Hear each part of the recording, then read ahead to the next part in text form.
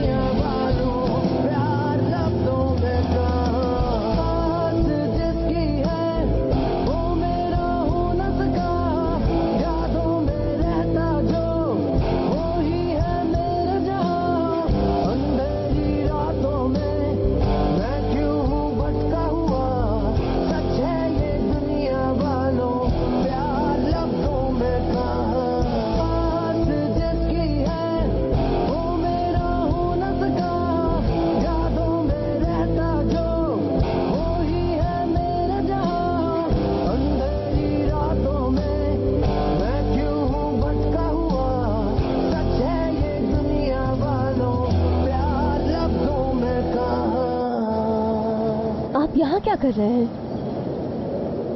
यही बात तो मैं तुमसे पूछना चाह रहा था। मैं तो बस यहाँ वॉक करने आई थी। यहाँ पर? जी हाँ। कहाँ थे? सुबह से आपको कॉल कर रही हूँ, ढूंढ रही हूँ, लेकिन आपको कुछ पता नहीं। बहुत उलझने हैं मेरे सर पे, कुछ सोच रहा था। क्या सोच रहे थे? कोई एक चीज नहीं, बहुत सारी बातें हैं मेरे जहन में। खैर तुम ये सब छोड़ो, ये बताओ तुम यहाँ क्यों आई हो? हाँ, क्योंकि उस दिन जो कुछ हुआ, यानी आपने मुझसे क्या कहा, मैंने आपसे क्या पूछा, सब कुछ याद आ गया है। क्या याद आ गया? यही कि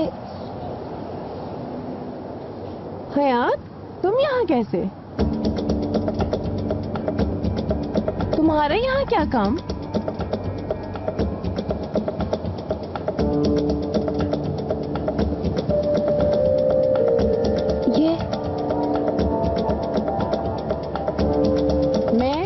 मुराद यहाँ डिनर करने आए हैं, अपनी खुशी को सेलिब्रेट करने के लिए।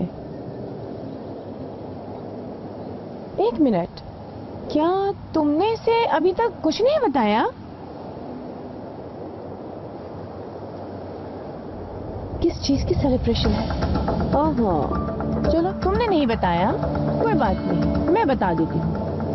हमने मिलकर ये फैसला किया है कि हम दोनों शादी कर लें। सच में मुझे तो अभी तक यकीन नहीं हो रहा कि ये सब हो रहा है। इत्तेफाक है ये, महज इत्तेफाक।